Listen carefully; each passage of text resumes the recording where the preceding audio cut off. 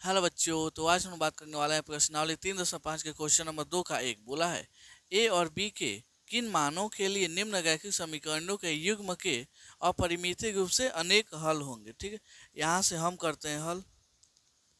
यहाँ पे ए और बी का हमको मान ज्ञात करना है और क्या बोला है जी, शर्त क्या है, अपरिमित रूप से अनेक हल होंगे। तो यहाँ पे अब हम करते हैं, पहले इसको ले लेते हैं, इसको लेके चलते हैं। क्या चाहिए जी, अपरिमित रूप से अनेक हल चाहिए। यहाँ पे लिख लेते हैं a1 का वैल्यू कितना है 2, a2 a1 हो गया, b1 का वैल्यू 3, c1 का वैल्यू 7। ठीक है, a2 का value a minus B, b2 का value a plus B, c2 का value 3a plus B minus 2। ठीक है, क्या चाहिए, शर्त क्या है, अपरिमित रूप से अनेक हल के लिए। तो लिखते हैं अपरिमित रूप से अनेक हल के लिए, अनेक हल के लिए, अपरिमित रूप से अनेक हल के लिए क्या होगा, फॉर्मूला क्या होता है, यहाँ पे देखिएगा तो आपका फॉर्मूला हो जाएगा यहाँ पे a1 by a2, b1 by b2, c1 by c2। यही होता है ना फॉर्मूला, अपरिमित रूप से अनेक हल। यहाँ पे देखेंगे तो a1 का वैल्यू कितना है जी 2, a2 का वैल्यू कितना है a माइनस बी। ठीक है, ये हो गया। अब b1 का वैल्यू यहाँ पे देखेंगे तो b1 का वैल्यू कितना है 3, b2 का वैल्यू है a प्लस बी। एक बार इसको रखेंगे, एक बार फिर यहाँ पे लिख लेते हैं, फिर अब इसको इसके बराबर रखेंगे तो b1 का वैल्यू कितना हो जाएगा 3, b2 का वैल्यू a प्लस बी, यहाँ पे c1 का वैल्यू 7, c2 का value 3a plus B minus 2। ठीक है, अब इसको अब हम हल करते हैं।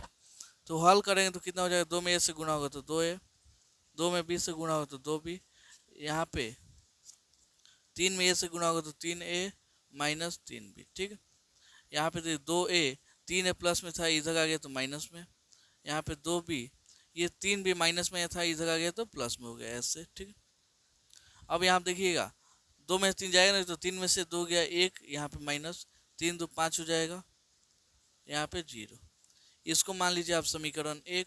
इसको अब हम हल करते हैं, यहाँ पे हल कीजिएगा 3 3 का 9a हो जाएगा, 3 में b से गुणा होगा तो 3b, यहाँ पे 3 दूना 6 हो जाएगा, यहाँ पे 7 में a से गुणा होगा तो 7a, 7 में b से गुणा होगा तो 7b, 9a, 7a प्लस में था इधर आ गया तो माइनस में हो गया, 3b, 7b प्लस में था इधर आ गया तो माइनस में हो गया, यहाँ पे माइनस 6 इक्वल टू 0।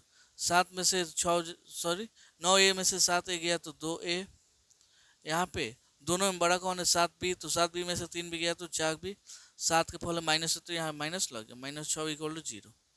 2 कॉमन है, 2 निकाल दीजिए, a minus 2b minus 3 equal to 0। ऐसा ही होगा ना, यहाँ से देखिएगा तो यहाँ पे किसी भी संख्या में अगर 0 से भाग दीजिए तो क्या होगा, 0 हो जाएगा। इसको आप लेते हैं समीकरण इतना, इसको थोड़ा सजा लेते हैं, कैसे जी, a माइनस 2b, ये 3 माइनस में था इधर का तो प्लस में, इसको आप ले लेते हैं समीकरण 2।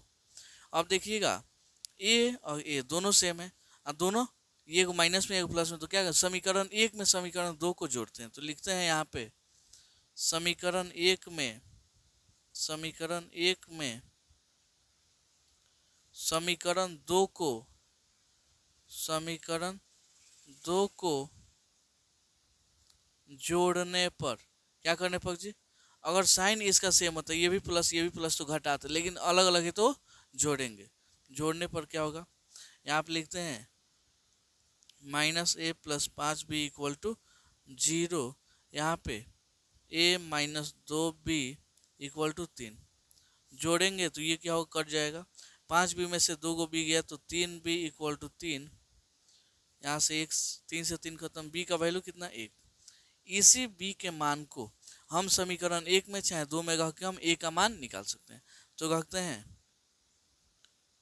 b के मान को, b के मान को समीकरण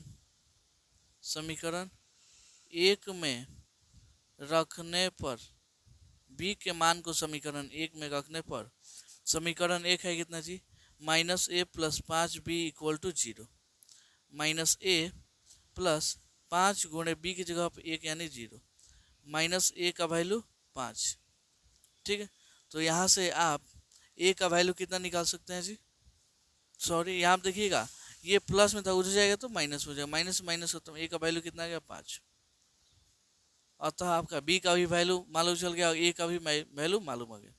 यही आपका क्या हो गया जी, आंसर हो गया। तो उम्मीद करता हूँ आपको ये क्वेश्चन बहुत अच्छे से समझ में आया होगा।